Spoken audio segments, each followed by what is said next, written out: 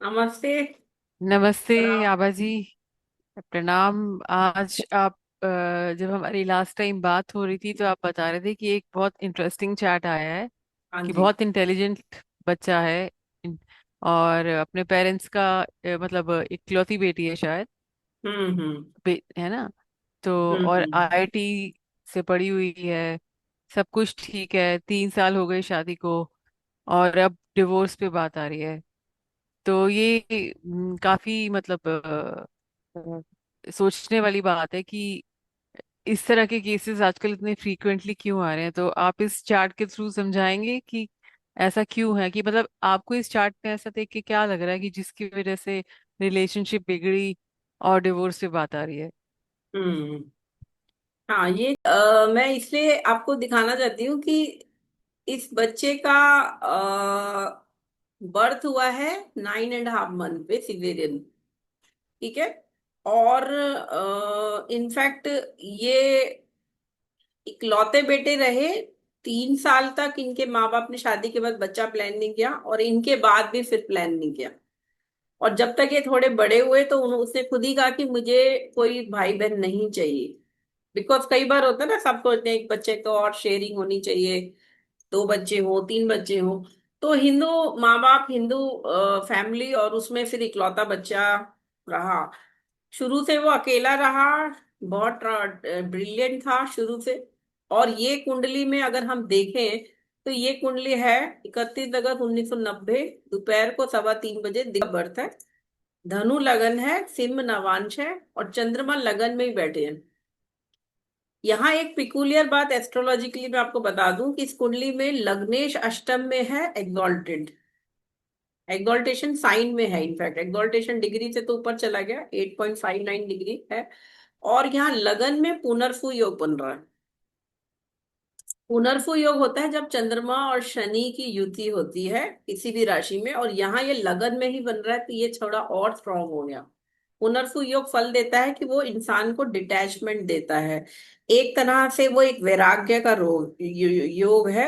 और as a spiritual progress it is very good. But एक materialistic व्यक्ति के लिए ये थोड़ा सा डिप्रेसिंग नोट देगा। माइंड को थोड़ा सा डिटैच रखेगा, और वो सबके साथ मिक्सअप नहीं होगा। और यहाँ ये शनि वक्री भी है। शनि यहाँ सेकंड एंड थर्ड लॉर्ड है, वक्री है। और यहाँ चंद्रमा जो है वो अष्टमेश है ना। तो चंद्रमा जब अष्टमेश होकर लगन में बैठ गया, और वक्री शनि के साथ बैठा है, और साथ में मंगल छठे घर से देख रहा है मंगल इनको। तो सबसे पहली बात, मून से हम माइंड देखते हैं, मून से हम थॉट पैटर्न देखते हैं, थिंकिंग देखते हैं। और यहाँ ये सारी चीजें जो हैं, शनि मंगल का जो प्रभाव है चंद्रमा पर, मन पर, वो दिखा रहा है कहीं ना कहीं बच्चे के मन में बचपन से ही, बचपन से ही थोड़ा सा डिटैचमेंट का भाव रहा है। चाहे वो due to all odds in life हो, फाइन फैमिली में पेरेंट्स को जो भी स्ट्रगल देखनी पड़ी हो, क्योंकि मून मदर भी है।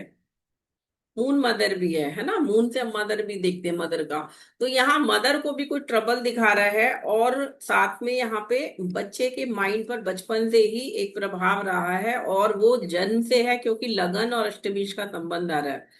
तो बचपन से ही उसने जो देखा है कि वो शेयरिंग नहीं करेगा, क्योंकि यहाँ पे डिटैचमेंट और वैराग्य का योग बना हुआ है।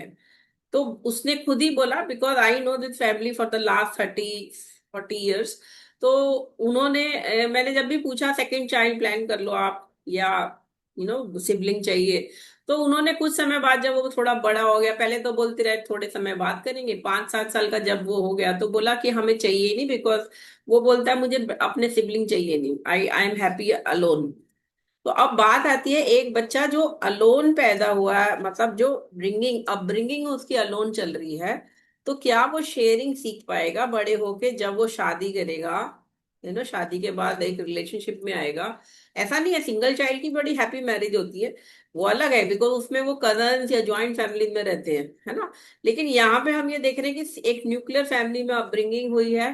फादर इंजीनियर, मदर भी टेक्निकली क्वालिफाइड, और अच्छी बढ़िया फैमिली, और एक अच्छी मिडिल क्लास फैमिली में अपब्रिंगिंग। लेकिन बच्चे को बचपन से ये है कि वो ज्यादा बात नहीं करना चाहता किसी से। हाँ, आपका कोई क्वेश्चन है तो बताइए। जी।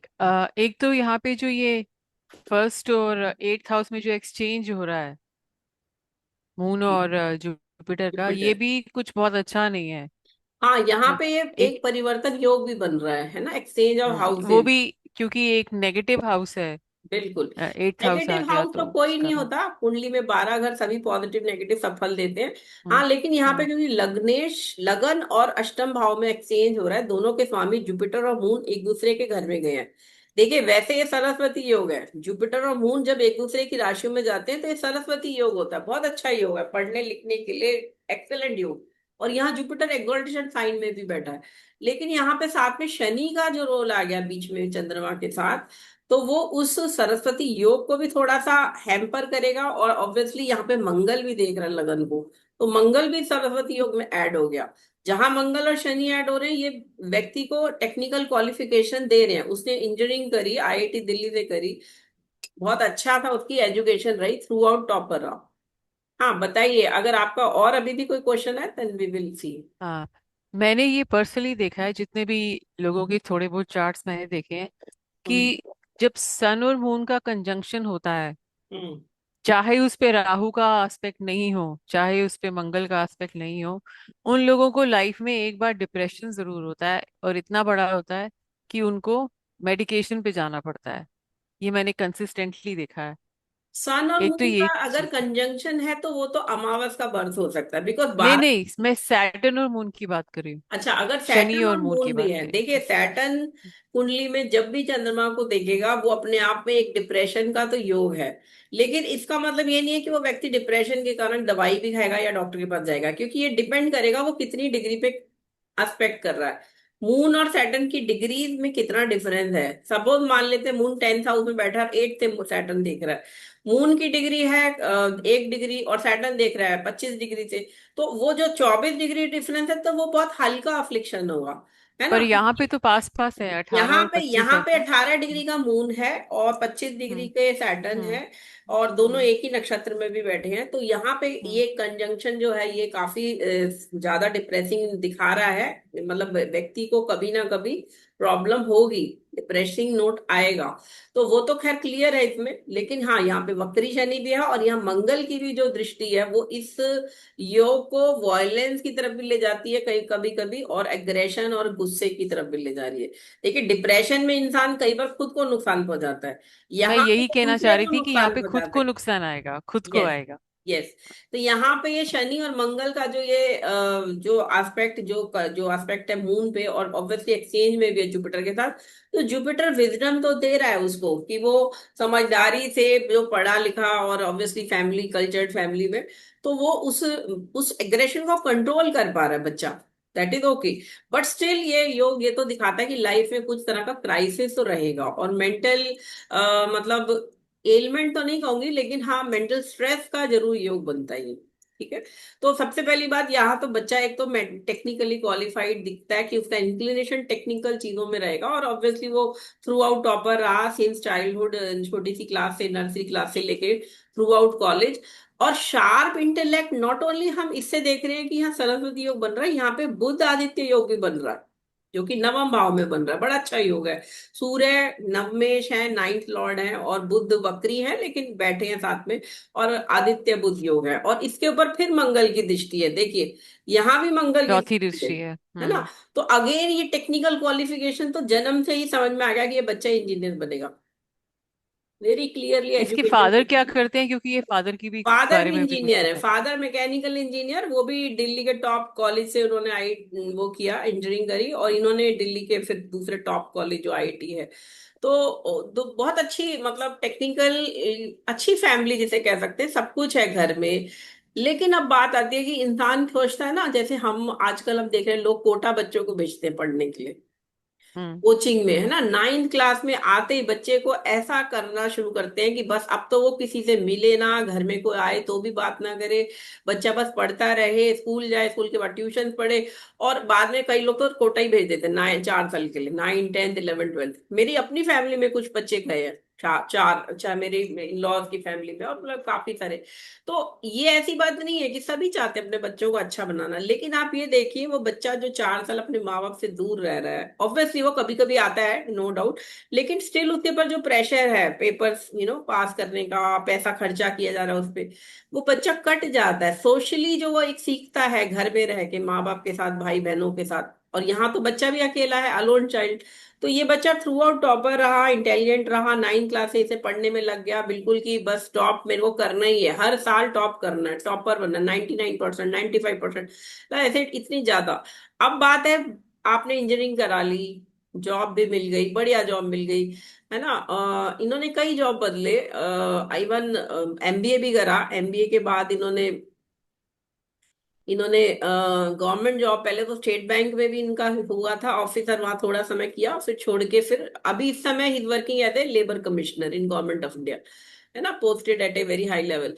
तो अब बात यह है कि आपने सब कुछ करा, बच्चे को जो आप पढ़ा लिखा के आप उसको अच्छा एक इंडिपेंडेंट एंड अच्छा करियर, लेकिन क्या वो कहीं लैग कर गया, कहीं ना कहीं कुछ कमी छूटी उसको, जो एक नॉर्मल बेसिक उसे पता होना चाहिए कि परिवार में कहा कैसे रहा जाता है, पत्नी है तो पत्नी को भी समय देना है, पत्नी सिर्फ समय पे आधा घंटा टाइम देने वाली वो नहीं है, इट इज ए रिलेशनशिप।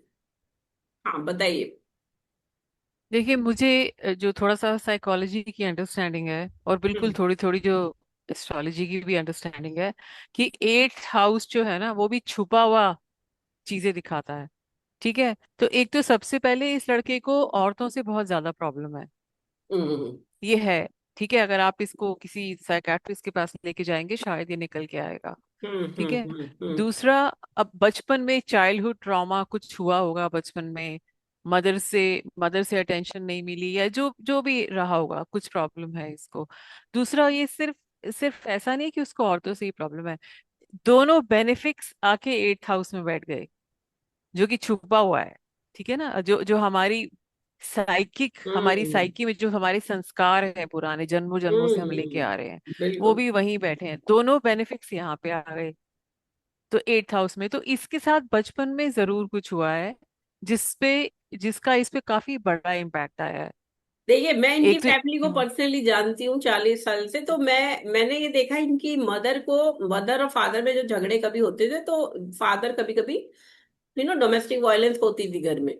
तो हो सकता है उसने अपनी मदर को ऐसे देखा है, और ऑब्वियसली बच्चा माँ के पास बहुत करीब होता है, लेकिन स्टिल बिकॉज पेरेंट्स की भी लव मैरिज थी तो वो भी उसने देखा।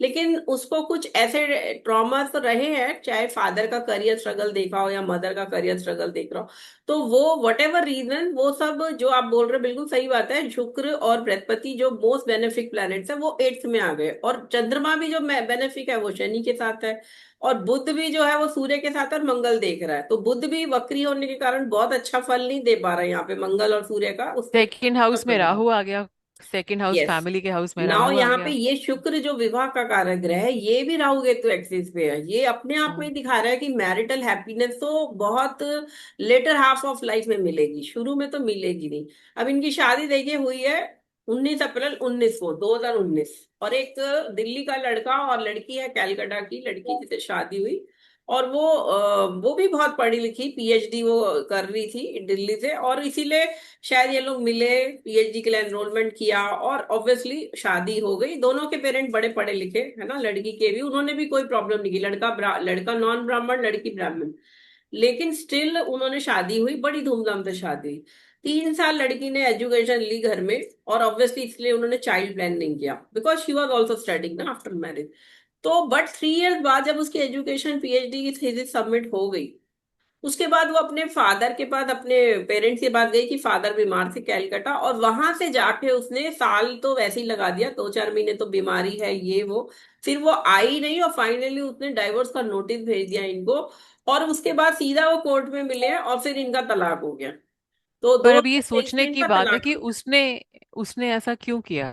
कुछ तो हुआ होगा उसके साथ भी कि उसने ऑब्वियसली ऐसा किया। ऐसे कोई लड़की अच्छी खासी सुंदर और हम्म। ठीक सब कुछ था, हम्म। मतलब दोनों बस लव मैरिज थी भाई, अब हम्म। दोनों ने सोच हम्म। के करी, पढ़े लिखे भी हैं।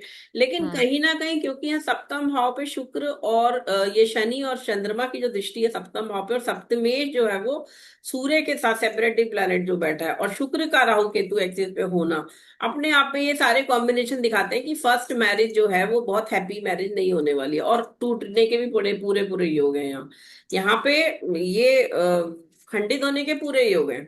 अब ये देखो आप कि मेरे को इतने सालों से वो जानते, लेकिन मेरे से कुंडली नहीं मैच कराई। जब क्योंकि क्योंकि जिसकी कुंडली थी, वो वो जो जिसकी माँ बाप लड़की थी, वो उसने उन्होंने अपनी पंडित से मिलवा ली, और इन्होंने भी कहा, क्योंकि वो भी इन्हें लगा कि अच्छी खासी पढ़ी लिखी सुंदर अच्छी फैमिली, दो ही बेटियां उनकी, और इनका इकलौता बेटा, शादी हो गई। इसको कहते हैं भाग्य। मेरे पास कई बार ऐसे केसेस आते हैं जो वैसे तो बड़ी कुंडलियां मैच कराते हैं, लेकिन जिससे शादी करनी होती है ना जब, उसकी कुंडली नहीं मैच कराई होती है, और फिर शादी के बाद वो शादी जब टूटने लग जाती है या टूट जाती है, तब मेरे पास फिर से आते हैं कि आप मेरी एक कुंडली देखो सेकंड मैरिज के लिए। अब ये कुंडली फिर से आई है सेकंड मैरिज के लिए। तो दिस इज डेस्टिनी। और देखिए फर्स्ट विवाह टूटना था, अगर मेरे पास आती तो हो सकता है मैं साफ मना कर देती कि अभी शादी मत करो।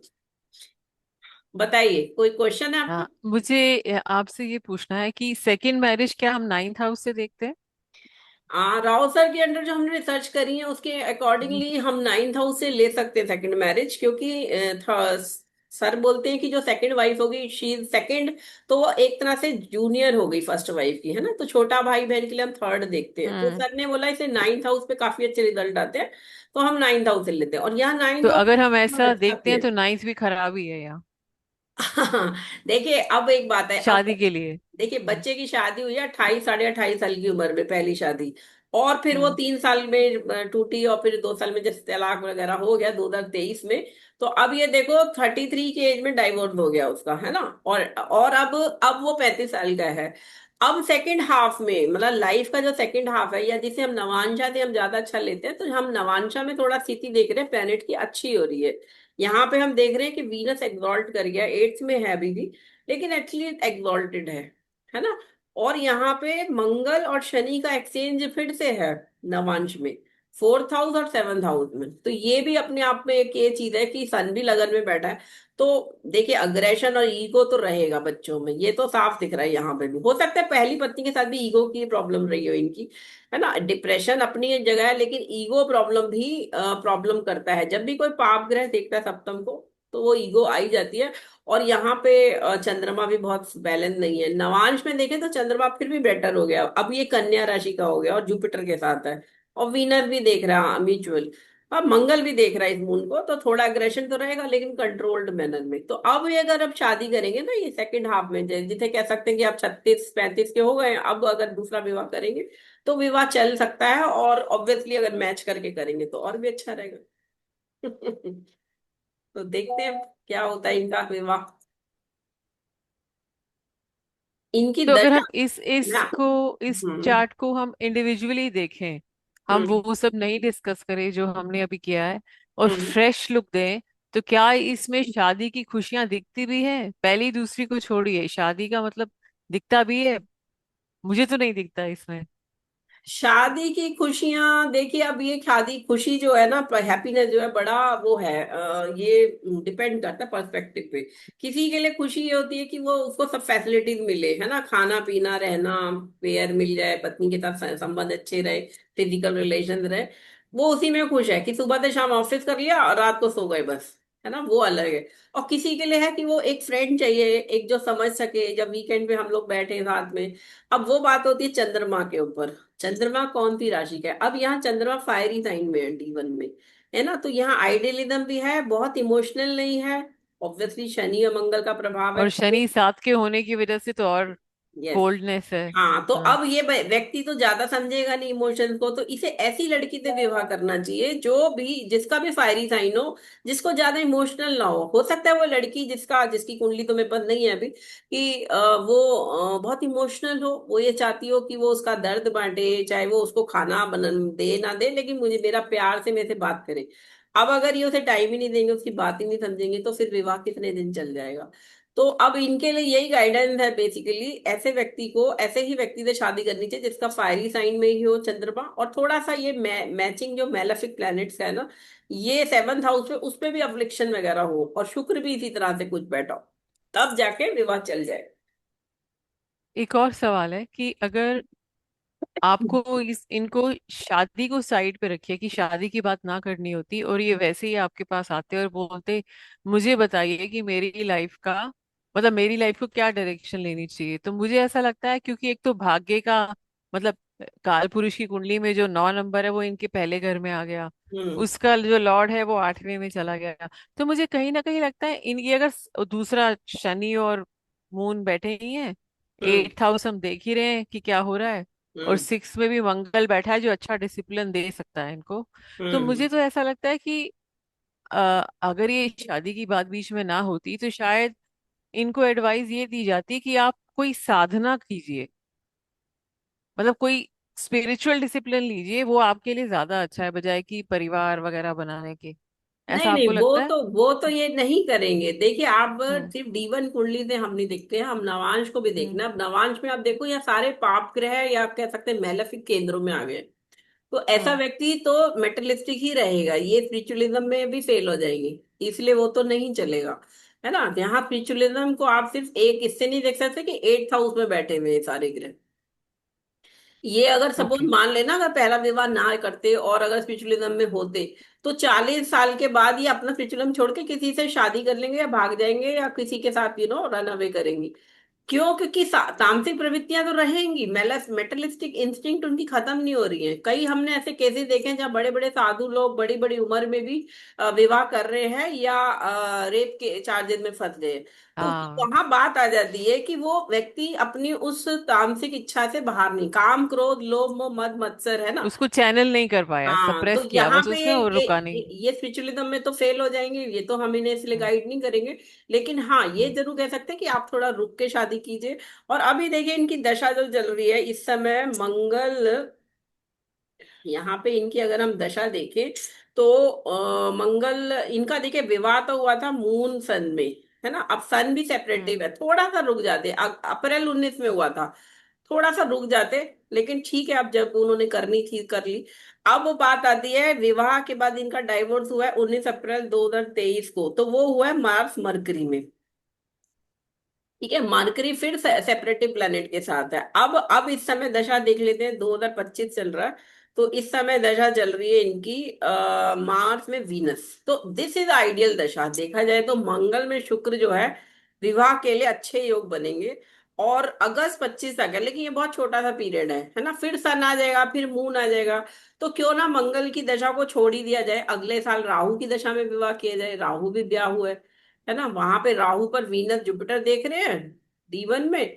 और अगर हम यहाँ देखें नवांश में, तो राहु यहाँ बैठे हैं, और इस पे कोई भी पाप ग्रह या कोई कुछ नहीं देख रहा, सिवाय मंगल की राशि में बैठे ही, है ना। तो ये फिर भी बेटर फल दे देंगे। तो अब इनको थोड़ा वेट कर लेना चाहिए मेरे हिसाब से। और मंगल भी 7th में आ गए हैं, D9 हाँ, में। ज्यादा से ज्यादा नहीं तो हाँ। दिसंबर तक वेट कर सकते हैं। मंगल में चंद्रमा में ये अगर विवाह के लिए सोचे 14 दिसंबर के बाद 2025, तो फिर भी फलित होगा, अच्छा रहेगा। और अगर अभी भी करते हैं तो इन्हें रेमेडी कर लेनी चाहिए। रेमेडी में मतलब भगवान विष्णु का विष्णु सहस्त्रनाम कर ले, नारायण कवच कर ले, और अगर मृत्युंजय मंत्र करें चंद्रमा के लिए, मन को कंट्रोल करने के लिए, तो वो बेस्ट होगा। और उसके साथ फिर अभी भी विवाह करा जा सकता है। और नहीं तो फिर पेशेंस रखें, अगले साल जब राहु की दशा आएगी, जुलाई 2026 से, 18 साल की दशा है, वो अच्छी दशा है ना, वो कर लेंगी। अब आप इनका देखो सप्तांश में, देखो इन्होंने बच्चे भी क्योंकि प्लान नहीं किए, क्योंकि इनकी कुंडली में जो सप्तांश है उसमें पंचम भाव को शनि वक्री देख रहा है ना। और जुपिटर जो कारक भी होता है, और यहाँ पे लग्नेश भी है, वो मंगल से दृष्ट है। तो बच्चे भी डिलेड चाइल्ड बर्थ है। मंगल यहाँ पे वीनस जो पंचम में बैठा उसको भी देख रहा है, शनि और मंगल जो पंचम को देख रहे हैं, तो बच्चे भी जल्दी नहीं होंगे। तो पहला विवाह से बच्चे नहीं हुए, चाहे वो रीजन एजुकेशन हो सकती है वाइफ की या कोई और रीजन, लेकिन यहाँ पे चाइल्ड बर्थ भी डिलेड है। तो कई बार क्या होता है, कुंडली में शादी, बच्चे की दशा आ रही होती है तभी विवाह हो जाता है। तो अभी तो मेरे ख्याल से वैसे तो मंगल यहाँ पे पंचमेश है इनका, लेकिन बात वही है, व्यवहार तो ठीक करना पड़ेगा ना, नहीं तो दूसरे विवाह में भी प्रॉब्लम आएंगी, दूसरे में भी झगड़े होंगे और फिर डिस्ट्रेस होगा, मैरिटल डिस्ट्रेस। तो थोड़ा सा काउंसलिंग और एस्ट्रोलॉजी तो हेल्प कर सकती है, बशर्ते वो आप लोग उसे माने और रेमेडी करे। अदरवाइज तो फिर एक इसी चीज का भटकते और भी रहेंगे। है ना, कि आप चाहे उन्हें एडवाइस दें बहुत अच्छी, पर जो हमारी प्रवृत्ति होती है, हम्म। स्वभाव होता है, उसको कंट्रोल करने के लिए तो बहुत अवेयरनेस और बहुत डिसिप्लिन चाहिए। तो बिल्कुल वो बहुत रेयरली होता है, मतलब वो तो स्पिरिचुअल प्रैक्टिस करने वालों में भी बहुत देर से जाके आता है। तो ऐसे लोगों में तभी आ सकता है वो, जब उनको बहुत डेस्परेशन हो कि नहीं मुझे मेरी शादी चलानी है कुछ भी करके, बिल्कुल तो बिल्कुल ही आ सकता बिल्कुल है। बिल्कुल नहीं तो फिर समझदारी। नहीं तो फिर सेकंड मैरिज भी नहीं चलेगी, थर्ड भी नहीं चलेगी। एक yes, जनरल स्टेटमेंट दे रही हूँ मैं, इनकी बात नहीं कर रही, एक जनरल बात कर रही हूँ। हम्म। तो वो तो है। पर काफी इंटरेस्टिंग चैट है, मैं मतलब मुझे क्यूरियोसिटी रहेगी कि इनकी शादी कब होती है और कैसी चलती है। हम्म। बिल्कुल। सेकंड मैरिज इनकी कब होती है और कैसी चलती है। यस, इनका मतलब बिकॉज देखिए, मैं तो ये देखती हूँ कि इंसान सोचता है कि हम ऐसा कर लेंगे आजकल। मैंने आजकल देखिए, बहुत आज से 15 साल पहले तक शायद सब लोग एक दूसरे के घर जाते थे वीकेंड पे, लेकिन अब इंटरनेट और गूगल और ये जो यूट्यूब चैनल है, सोशल मीडिया इतना ज्यादा बढ़ गया है कि कोई किसी के यहाँ सिवाय त्योहार के, शायद त्योहार में भी कम जाते हैं हम तो लोग, जाता ही नहीं है। तो बच्चे वो सीख नहीं पा रहे हैं जो हमारे हिंदू धर्म में, जो हमारे शास्त्रों में, हमारे भारत की संस्कृति में ही है कि आपके पड़ोसी, आपके रिश्तेदार, उनको मिलो। उसमें भी एक लर्निंग होती थी, बच्चे सीखते थे कि एक शेयरिंग सीखते थे। अभी बच्चे बिकॉज 9th क्लास से वो बच्चा जब 15 साल का हुआ नहीं या 14 साल का हुआ नहीं, उसको बिल्कुल अलग कर दिया जाता है। उस पर इतना प्रेशर डाला जाता है पढ़ाई का कि वो ये चीजों से, संसारिक चीजें सीख ही नहीं रहा, जो उसके लिए लाइफ लॉन्ग काम आने वाली है वो उनको सीख ही नहीं रहा है। ये चीज ठीक नहीं कर रहे हैं लोग। मेरे को लगता है सबको चाहे वो घर में पूजा रखे, चाहे वो हर त्योहार पे मिले, चलो रोज मत मिलो बच्चे, लेकिन कभी ना कभी तो उनको ये परिवार के माता पिता की जिम्मेदारी है कि बच्चों को ये सिखाएं। अदरवाइज वो आगे जाके फेल्ड हस्बैंड या फेल्ड वाइफ बनेंगे तो फिर वो प्रॉब्लम ही है, क्योंकि फिर माँ बाप, अब आजकल उनके माँ बाप दुखी रहते हैं कि उनका बेटा डाइवोर्स हो गया, है ना, बच्चे बच्चे भी नहीं हुए, दादा दादी भी नहीं बने, और बच्चा अकेला डिप्रेशन में किसी से बात नहीं करता, काम में ही पूरे टाइम डूबा रहता है कि अपने आप को डिप्रे उससे निकले, बिजी रह के अपना डिप्रेशन दूर कर रहा है। तो अल्टीमेटली हैप्पीनेस कहाँ मिली? पैसा तो मिल गया, पैसा इज्जत नाम सब मिल गया, लेकिन खुशी नहीं मिली। तो यहाँ वही बात है, यहाँ फोर्थ लॉर्ड जो खुशी का लॉर्ड है वो यहाँ पे 8th में बैठ गए, उच्च का हुआ है, और नवांश में भी शनि वक्री पर चतुर्थ में बैठा हुआ है। तो खुशी तो यहाँ पे बहुत ज्यादा वो हो गई है, क्योंकि एक जो हैबिट्स बन गई ना जिंदगी बचपन से, वो फिर लाइफ लॉन्ग वैसा ही रहता है इंसान। थोड़ा मॉडरेटली तो हम चेंज कर पाते हैं विद पार्ट और विद ईयर्स, लेकिन जो बेस टेम्पलेट जो बन गई ना वो वही रहती है जिंदगी भर। ये थोड़ा दुख लगता है देख के, कई बार ऐसा चीजें होती हैं तो, लेकिन हम लोग भी क्या कर सकते हैं जब ज्योतिषी की कोई सलाह लेगा तभी तो कोई हेल्प। पर एक चीज और भी है ना, अगर किसी एक आत्मा का ऐसे घर में जन्म हुआ है, ऐसे सिचुएशन में हुआ है, तो उसने कुछ, या तो उसने पीछे किसी के साथ ऐसा किया है, या फिर उसने कुछ सीखना है, डिटैचमेंट धीरे धीरे डेवलप करके, क्योंकि एक लाइफ में तो होती नहीं, बहुत सारे जन्म लेने पड़ते हैं कुछ सीखने के लिए। बिल्कुल। जैसे कि हम जानते हैं जड़ भरत की स्टोरी में भी, महाराज हम्म। भरत जो इतने महान थे, उनको भी 3 जन्म लग गए थे वापस बिल्कुल उस बिल्कुल सही अवस्था में बात है, आने वो तो के। खैर डेस्टिनी तो है ही। और इनकी कुंडली में देखिए पंच में जो है छठे घर में बैठे हैं। अब देखा हाँ, जाए तो इनके जो बच्चे बच्चों से होंगे, खुशी नहीं है, बच्चों नहीं, से खुशी यहाँ नहीं पे जो है। छठे घर में आना ना, हमारे पद्म पुराण में बताया गया है, ये ऋणानु बंधन है। राव सर भी बताते हैं कि पंचमेश का छठे घर से संबंध होना, कोर्ट केस, डेब्ट, एनिमी, डिजीज, इनसे संबंध बना रहा है। इनफैक्ट इनके बच्चों का भी पिछले जन्म का ऋण होगा, जो अब इस जन्म में जो बच्चे होंगे उनसे भी इन्हें ऋण उतारने हैं, सोचिए। ये भी एक कुंडली में एक प्रारब्ध दिख रहा है, एक स्ट्रॉन्ग दूसरा प्रारब्ध। ये, तो अच्छा, दूसरा इस चार्ट में ना विपरीत राजयोग भी बन रहा है, हम्म। बन रहा है ना, तो हाँ, उसका मंगल बैठे हैं 12th लॉर्ड इन 6 बैठे हैं, और और वो 6 जो है वो 8th में चले गए हैं। बिल्कुल 6 लॉर्ड इन 8, दो दो विपरीत राजयोग, हाँ। अड़चना योग। देखिए, राजयोग धन योग बहुत सारे हैं, बिल्कुल नो डाउट, लेकिन बात वही है, हैप्पीनेस का क्वोशंट क्या है और किसी को हैप्पीनेस कहाँ से मिल रही है। है ना। अच्छा, अब वैसे भी यहाँ अगर राहु बैठे हैं, यहाँ पे सेकंड हाउस में राहु बैठे हैं, जुपिटर वीनस देख रहे हैं उसको। तो यहाँ पे देखिए, आपका जो सेकंड लॉर्ड है वो वक्री होके अपने से 12th में गया है, 8th लॉर्ड के साथ बैठा है, मंगल 6 से देख रहा है। कहीं ना कहीं वाणी से भी तो ये फैमिली में कर प्रॉब्लम है। रहे हैं, हाँ कहीं ना कहीं ये वाणी से भी तो कड़वा बोल रहे हैं। ठीक है, बहुत इंटेलिजेंट है, नॉलेजेबल है, लेकिन कहीं ना कहीं ऐसी चुभती हुई बात अगर आप बोल दोगे तो कोई कितना बर्दाश्त करेगा। व्यवहार तो अच्छा करना पड़ेगा, वाणी को तो शुद्ध करना पड़ेगा। मैंने कहीं पढ़ा था कि जब राहु दूसरे घर में होता है तो उसकी एक ही रेमेडी होती है कि वो इंसान बहुत ह्यूमिलिटी से बात करे, झुका हम्म। रहे मतलब। हम्म। तो अच्छा, एक चीज और भी है इसमें कि क्योंकि फोर्थ हाउस से हम जनरल हैप्पीनेस देखते हैं, ओवरऑल मन, हम्म। मतलब क्योंकि मन हमारा हम्म। चौथा घर है। तो हम्म। उसका लॉर्ड क्योंकि यहाँ एट्थ में आ गया है हम्म। केतु के साथ, ठीक है, हम्म। और छठे हम्म। लॉर्ड के साथ, तो उससे भी लग रहा है कि आंतरिक खुशी इनको बहुत ज्यादा मिलेगी नहीं मटेरियल लाइफ में। बिल्कुल, वैसे तो ये अच्छा कॉम्बिनेशन है स्पिरिचुअल ग्रोथ के लिए, अगर ये थोड़ा सा हाँ, स्पिरिचुअल के लिए मेडिटेशन अच्छा करें है। तो बहुत अच्छा है। और शायद उससे इन्हें बल भी मिलेगा अपनी अपनी फैमिली लाइफ को ठीक करने के लिए। वीनस भी बैठा है यहाँ पे, जुपिटर लग्नेश होके एडल्टेशन साइड में, केतु भी एक अच्छा वो देगा इन्हें, अच्छी रिसर्च, रिसर्च वगैरह। ये बहुत PhD, he is very intelligent, PhD भी हो गई है ना, और भी सब टॉपिक्स में खूब मास्टरी है, बिकॉज इतना सारा ये कॉम्बिनेशन एड्स में आ गया। लेकिन वही बात है कि आपको इस नॉलेज को जो भी आप अर्न कर रहे हो उसको आप व्यवहार में कैसे यूज कर रहे हो, है ना। आप अपने को सुप्रीम बना के तो दूसरे को नीचे दिखा के तो नहीं चला सकते ना। है तो हम लोग सोशल बीइंग ही, है ना। अगर अगर हमारे गुरुजी राव सर इतने हम्बल है, इतने नॉलेजेबल है, लेकिन इतने हम्बल है, 93 की एज में भी वो इतने हम्बल है कि हमें उनसे सीखना चाहिए कि इतनी बड़ी पोस्ट से वो रिटायर हुए लेकिन कभी अपना अभिमान नहीं दिखाया, हमसे इतने प्यार से इतने अच्छे से बात करते, कभी कोई ईगो प्रॉब्लम मैंने आज तक इतने सालों में नहीं देखी, 25 साल से मैं देख रही हूँ उन्हें, है ना। तो ये चीजें ये अब ये देखिए, बच्चा देखा जाए तो 34 35 ईयर्स की एज है, लेकिन अगर आप इतना अपने आप को समझोगे कि आप आपके आपको एक काउंसलर या एक एस्ट्रोलॉजर के पास जाने में भी आपको शर्म आती है या आपकी ईगो हो रही है, तो फिर कोई क्या कर लेगा। मदर ने मेरे को कंसल्ट किया, मैंने बता दिया, लेकिन बच्चे ने तो मेरे से आज तक नहीं बात करी इस बारे में, है ना। तो ये भी है, नहीं तो मैं उसे समझाती कि देखो आप थोड़ा सा अपना व्यवहार ठीक कर लो, थोड़ा पाठ करो, विष्णु सतनाम करो। अब वो करते ही नहीं, आजकल के बच्चे तो करते भी नहीं है ये सब पूजा पाठ। उन्हें लगता है ये टाइम वेस्टेज ऑफ टाइम है, हम लोग हर चीज अपने उससे पा लेंगे, अपने अपनी मेहनत और अपनी नॉलेज से। समय के साथ खैर अकल आ जाती है, तो आई होप अब अच्छा हुआ। एक एक आत्मा जन्म ही इसलिए लेती है ताकि वो सफरिंग करके सीखे, तो वो सफरिंग तो करनी पड़ेगी, शॉर्टकट तो है ही नहीं। बीच बीच में बिल्कुल। एडवाइस मिलती है, कभी हम एडवाइस ले लेते हैं, कभी नहीं ले पाते, वो भी बिल्कुल। प्रारब्ध के हिसाब से कितना बिल्कुल। फ्लेक्सिबिलिटी आती बिल्कुल। है। बिल्कुल। इनका आप यहाँ देखिए, अब करियर देखिए, D10 अगर हम देखें इनका तो बहुत बढ़िया है। यहाँ पे लग्नेश जो है वो वैसे तो अपने 12th में गया है, लेकिन मीन राशि का है। और जुपिटर मरकरी सेकंड हाउस में बैठे हैं। देखिए ऑफिस में मैनेजमेंट सब बढ़िया है ना। जुपिटर 10th हाउस को देख रहा है यहाँ सेकंड से।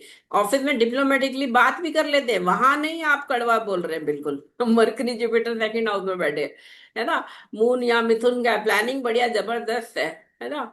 बढ़िया है ना। और यहाँ पे शनि मेहनती भी बना रहे हैं, अपना धीरे धीरे ग्रेजुअल इनकम, गवर्नमेंट जॉब है, प्योर गवर्नमेंट है ना, खूब अच्छी लाइफ लॉन्ग जॉब करेंगे, पेंशन मिलेगी सब। लेकिन बात वही है कि अब ये सारे योग आपने पर्सनल लाइफ में तो यूज नहीं करे ना। यहाँ पे तो आपका सारा दिख रहा है कि आपकी मैरिड लाइफ कैसी है ना। पाप ग्रह सारे ये बन रहे हैं यहाँ पे। सर्प योग बन जाता है एक तरह से। सर्प योग खैर D1 में देखा जाता है, लेकिन यहाँ पे D9 में तो सर्प योग ही बन रहे हैं सारे। मेलेफिक जब केंद्रों में आ जाते हैं और कोई भी शुभ ग्रह नहीं होता केंद्र में, तो वो अपने आप में सर्प योग है। वैसे तो लोग काल सर्प योग से डरते हैं, जो कि कोई योग ही नहीं होता, लेकिन जो हमारे शास्त्रों में नभस योग दिया गया वो सर्प योग है, जिसमें सारे पाप ग्रह जब केंद्रों में आ जाते हैं तब वो योग बनता है। और ठीक है, उसके लिए पूजा वगैरह तो है ही, कालाहस्ती में राहु का मंदिर है, वो सब पूजा वगैरह करी जाती है। लेकिन मेरे को लगता है सबसे बड़ी पूजा कलयुग में है कि भगवान का नाम लो और दान करो। अब वही हमारे हम्म। गुरुजी ने बताया, वो करने से ही आपको बहुत आराम मिलता है, बहुत बहुत सारा पॉजिटिव चेंजेस होते हैं लाइफ में। और मैंने ये बुक भी इसीलिए छपवाई है, नित्य पाठ राउत सर हमें पाठ जो भी कराते हैं, ताकि मैं जो भी लोग मेरे से कंसल्ट करते हैं मैं उन्हें बुक गिफ्ट करती हूँ कि आप ले जाओ फ्री ऑफ कॉस्ट। क्योंकि इसमें जो पाठ मंत्र दिए हैं, विष्णु सहस्त्रनाम, नारायण कवच है ना, और भी राम रक्षा स्तोत्र है, लिंगाष्टकम है, ये सब पुराणों से निकाल के हमने कंसोलिडेट करके एक छोटे से बुक फॉर्म में दिए, ताकि लोग इसे पढ़े प्रतिदिन। नित्य पाठ नाम भी इसलिए रखा है। एटलीस्ट 24 में से आधा घंटा आपको 24 घंटे में से निकालना चाहिए भगवान का नाम लेने के लिए, क्योंकि कलयुग में सिर्फ भगवान का नाम लेना ही सबसे बड़ी पूजा है। आपके कई दोषों का परिहार हो जाता है। अब जैसे इनके यहाँ सेकंड हाउस पीड़ित है इतना, मतलब ये जो राहु का जो है और शनि का लॉर्ड है, तो ये अगर ये भगवान विष्णु का 1000 नाम, विष्णु सहस्त्रनाम का पाठ करेंगे तो इन्हें काफी आराम मिलेगा इसमें। और अभी तो मंगल की दशा भी चल रही है, फिर राहु आने वाला है आने वाले समय में। तो उस राहु के कारण ये कहीं पैसा इन्हें धोखा ना मिले, आने वाली महादशा में इन्हें धोखे भी मिल सकते हैं। राहु में राहु चलेगा देखिए, 15 जुलाई 26 से 27 मार्च 2029 तक। तब इनको और तंग होगा, इसलिए इनको तो करना ही चाहिए, रेमेडी इनको करनी ही चाहिए। और इनको फलित भी हो जाएगी। यहाँ पे नाइन्थ लॉर्ड अच्छा बैठा है, स्ट्रांग है, करना चाहे तो कर सकती है। बट वही बात है, इंक्लिनेशन ही नहीं होता ना। यहाँ सिर्फ ये सरस्वती योग बन रहा है, अगर ये दे दे लगन और मून के साथ संबंध जुपिटर का, तो ये शायद कर भी ले। बाकी इनको रेमेडी तो मैं यही बोलूंगी कि अगर ये पानी की टंकी लगवाए, है ना, कुछ दान करे, चंद्र चंद्र के दान कर ले, भगवान शिव की भक्ति, हमारे ज्योतिर्लिंग है 12 ज्योतिर्लिंग विजिट करे, ये सब फलेंगे। और ज्योतिर्लिंग विजिट करने का मतलब ये नहीं होता कि वहां जाके घंटी बजा के प्रसाद चढ़ा के आना है। ज्योतिर्लिंग विजिट करने का मतलब है वहां जाके, वहां बैठ के आप उस मंदिर में जो भी है, जो इतने ज्योति के पुंज है, जहाँ इतनी एनर्जी है, उसको इम्बाइब कीजिए। आधा घंटा बैठ के वहां पाठ कीजिए, वहां दान कीजिए, श्रद्धा से अपना भगवान को याद कीजिए। सिर्फ घंटी बजाना और सिर्फ छू के आने के लिए वो बेकार है तीर्थ यात्रा, है ना। तो वो सब करें, बहुत बहुत फायदे होंगे इनको। चलिए, अच्छा डिस्कशन हुआ, हमारा टाइम भी अप हो रहा है। हाँ जी, हाँ जी। तो हाँ, बाकी और कोई क्वेश्चन आप पूछना चाहते हैं कोई, तो मैं और आंसर कर सकती हूँ, 1-1.5 मिनट है हमारे पास अभी। नहीं, आई थिंक अभी तो कुछ माइंड में नहीं है, पर अच्छा डिस्कशन था। जैसे मैंने पहले कहा कि I will be interested in knowing कि इनकी शादी होती है तो कैसी चलती है। मैं क्योंकि आपको बताऊंगी, इनकी मदर तो कंसल्ट करती हाँ, रहती है। अभी मैं आपको एक बार इनका जन्म के वक्त की जो दशा है ना, उससे भी दिखा देती हूँ, क्योंकि बैलेंस ऑफ दशा भी एक तरह से दिखाती है कि हम्म बच्चे का लाइफ का फ्लो कहाँ रहेगा, है ना। अगस्त हम्म 90 का बर्थ है, और उस समय महादशा थी वीनस की। और वीनस में चल रहा था मंगल, वीनस मार्स में राहु का प्रतिनिधि था। देखिए ये भी दिखा रहा है, hmm Venus Mars, Venus Mars, Venus अष्टम में, मार्स छठे में, और राहु यहाँ दूसरे घर में। तो ये सब तामसिक ग्रह हो गए। और मतलब वीनस भी यहाँ पे काफी वो है फ्लिक्शन, तो वैवाहिक थोड़ा प्रॉब्लम तो है लाइफ में। और वुमेन वुमेन को रिस्पेक्टेबल डिस्टेंस रखना चाहिए, रिस्पेक्ट देनी चाहिए वुमेन को इनको।